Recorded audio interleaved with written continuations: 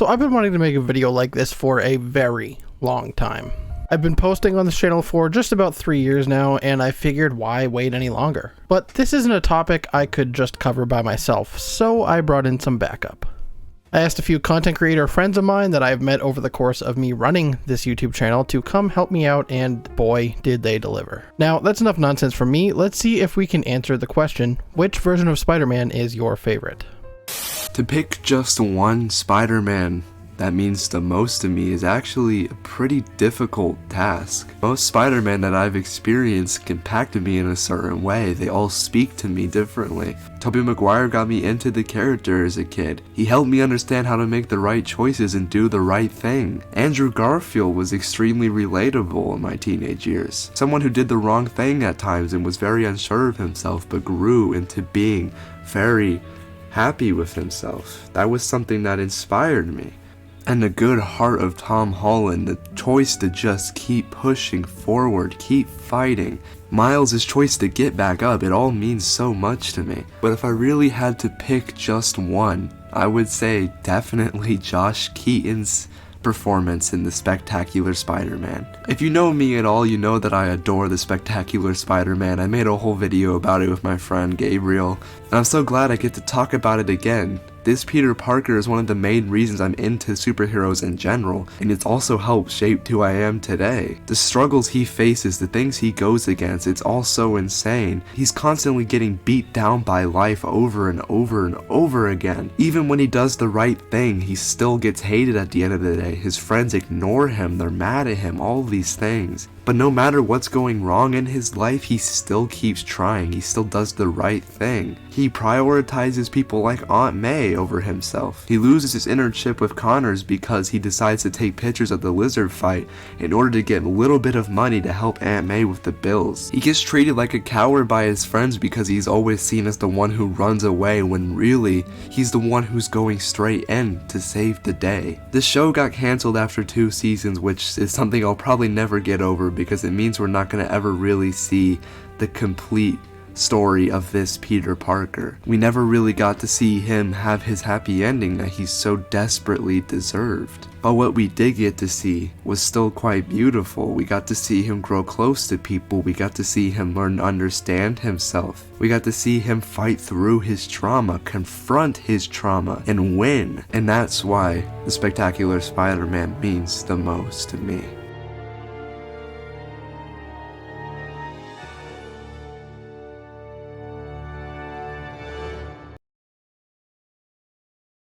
The Amazing Spider-Man 2.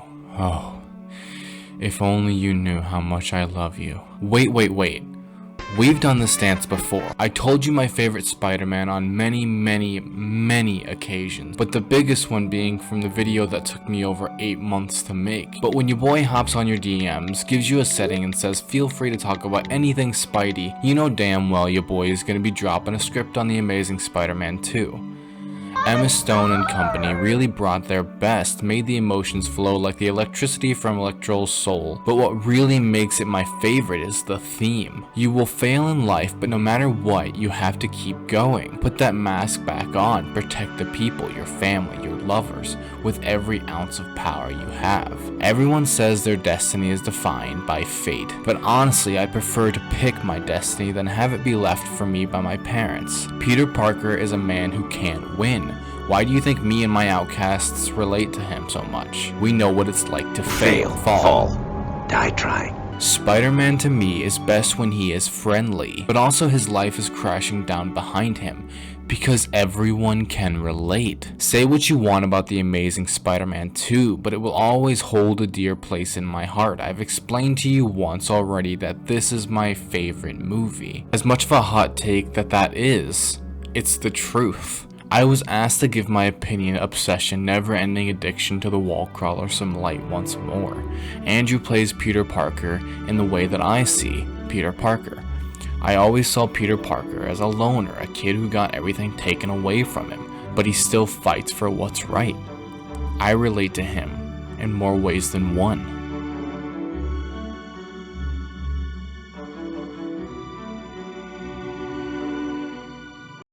I could tell you my favorite Spider-Man is the mainline 616 Spidey, the one I grew up with countless boundless stories of heroism and triumph, heartbreak and grief, and so much rich lore, but I've been disillusioned by the editorial team for years now and slowly dwindled my love for the character. Whenever I get down, I return back to an old classic, one that captures and invigorated the character in a way that could still be felt today. Spectacular Spider-Man is a phenomenal adaptation of the wall crawler, modernizing several storylines for the character while also staying true to who these characters are. The few new additions may not always be the best, like Kraven, but it does a fantastic job selling them in this universe. This show knows how to interweave several arcs throughout multiple episodes, while still selling singular stories within the show. The characters are true to life and feel so real, so honest, and so human. The animation is gorgeous. With the use of Flash, a first for the character, they were able to make quite possibly one of the fastest moving Spideys on screen. He's always bouncing and zipping around. The art style is superior to most, going for a very stylized look that still holds up 15 years later. Unfortunately, the show is cancelled due to the Disney buyout of Marvel, but there's a reason you'll see a few petitions floating around every few years. This isn't my video, so I'll stop gushing here, but if you're doubtful about the show, just give the first episode a try and see for yourself why this show is so spectacular. Thanks for having me, Gavin. I'm Jeremy, the pop culture nihilist, and look, to be honest, I enjoy all of the iterations of Spider-Man that we've seen on film. I think each of them brings something unique and something distinct to the role, and while all of the movies certainly haven't been a success, the one that stands above the others to me is the 2002 version directed by Sam Raimi, simply titled Spider-Man. In 1978, Richard Donner's Superman movie's tagline was, "You'll believe a man can fly." By the time I came of age for that movie to hit the radar for me, it didn't quite age well, in my personal opinion. That said, 1989's Batman was definitely a pivotal moment in my life as well as representation of comic book characters on the big screen. 2000's X-Men, it didn't quite hit me in the way it did many. I know that people do revere that film, but I felt that something was lost in translation. Along comes Sam Raimi's take on Spider-Man, and it was aspirational, and watching Spider-Man swing through the city of Manhattan on his webs for the very first time, I believed a man could fly. This was such a true, in my approximation, translation of what we got on the page to a cinematic experience, and I absolutely love it. I know that many people will say that Spider-Man 2 is a superior film, and I may concede to that, but I will say as far as the impact that it had on me, there was just nothing like the first time experiencing that incarnation of Spider-Man on the big screen. Going back, there's criticisms that you can point to about Raimi's trilogy, and there is a campiness to it that may be off-putting to some people that's not really as present in the next two iterations. There's also kind of a staginess, like New York feels more like a Broadway musical than it does actually feel like New York, but I feel that those things add to the comic bookiness of it. The movie kind of harkens back to Golden Age Spider-Man, and I appreciated that. Look, when I look at Joe Manganiello and I look at Tobey Maguire, I clearly don't see high school kids. They're clearly like 30-year-old men playing children, but that was kind of a trope for the longest time, and I do believe that Sam Raimi is well aware of what he's doing. He's doing a film adaptation of a comic book series, kind of holding on to many of the institutionalized parts of cinema that have existed for an eternity.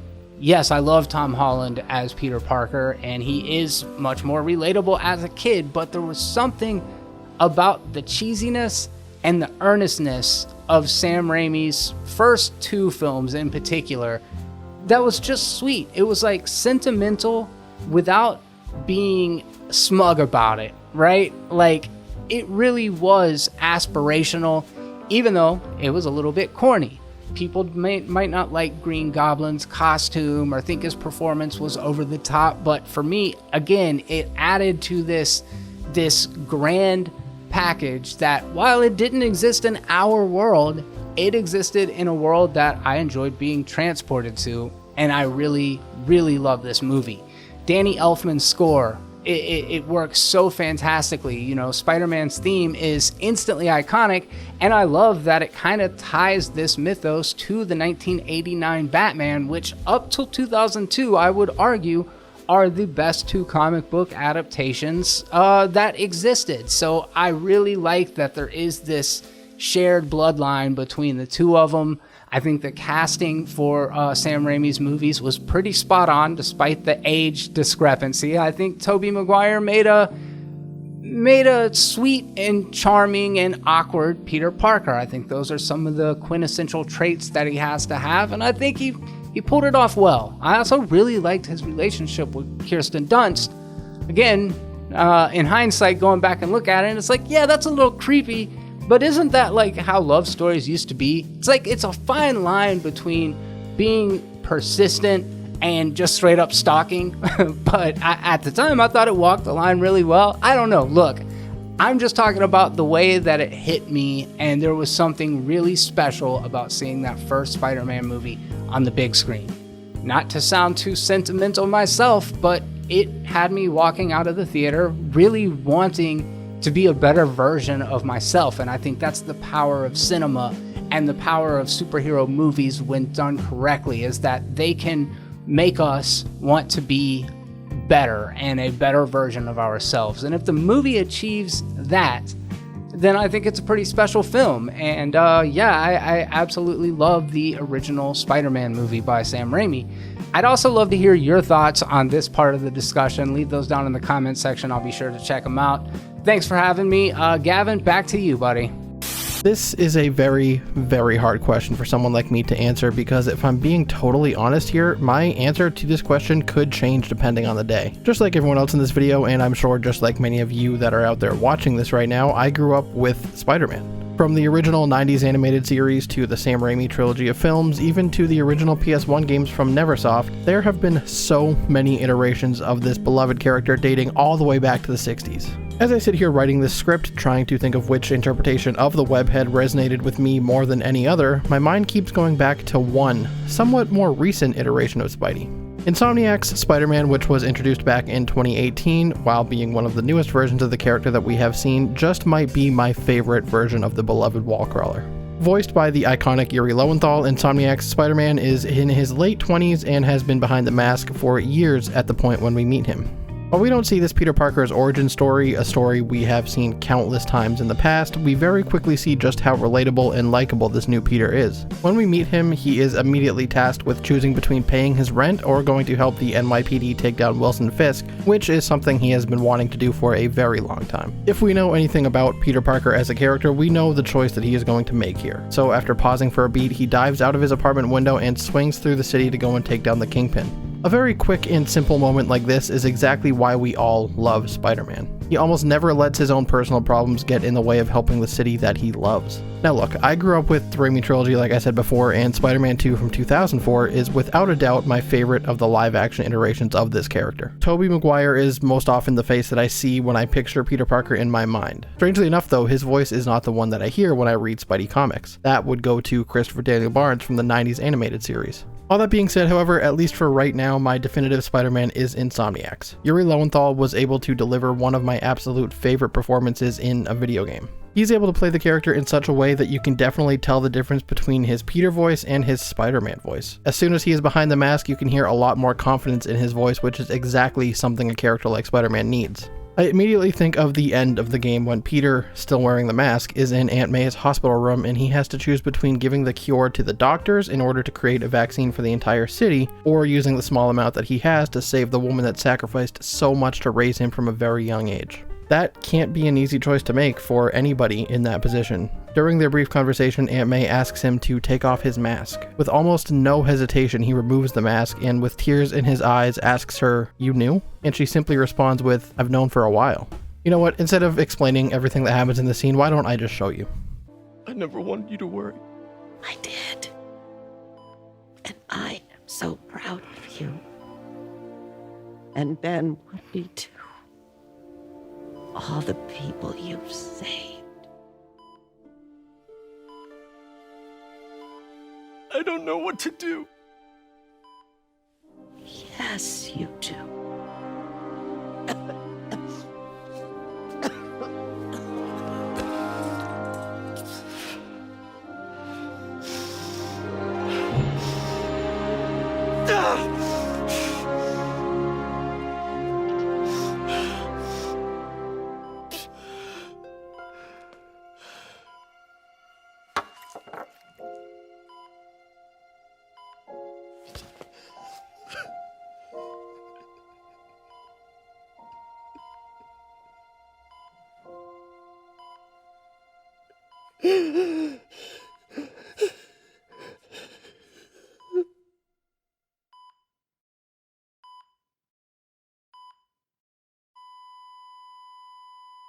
It's the more smaller, somewhat intimate moments like this that make Spider-Man my favorite character in all of fiction, and this particular moment from this particular game is one of the sole reasons why Insomniac Spider-Man is my absolute favorite version of this character. Thank you so much to everyone that contributed to this video. I genuinely do appreciate it. And thank you to everyone for watching. If you made it this far, I just want to take a minute to address the pretty obvious changes that have been made to the channel that I am sure you all have noticed. I was looking back at some of my older videos and I just wasn't happy with them, so I made the decision to unlist them all. I put them into a playlist titled Old Videos on the off chance that anyone wants to go back and see them. I also wasn't really a huge fan of the channel being a brand. I lost a lot of my motivation for creating content over the last few months, and I decided that in order to get that creative spark back, I needed to make some changes. So moving forward, the channel will just be branded as my name. I like this more personal approach, and it just makes it easier for me personally. Next, I'm done trying to chase views and subs. I'm sick of trying to review the newest movie or the newest TV show or the newest game, even hoping that in the sea of other much bigger creators, that my video somehow gets through and blows up. That's just not likely, at least right now, and I just can't keep focusing on the numbers like I have been. That is a big contributor to me losing my passion for making videos recently. I'm not going to worry about views or AdSense numbers or how many subs I gain in a month. I want to get back to making the kind of videos that I want to make on the topics that I want to cover. This most likely means that I won't be uploading multiple times a week like I have been for the last month or so. Hell, depending on the video, I might not even manage one video per week. All that being said, I hope you guys stick with me on this journey, and I sincerely hope that you enjoy the direction this channel will be going and moving forward. Thank you again for all the support, and I'll see you when I see you.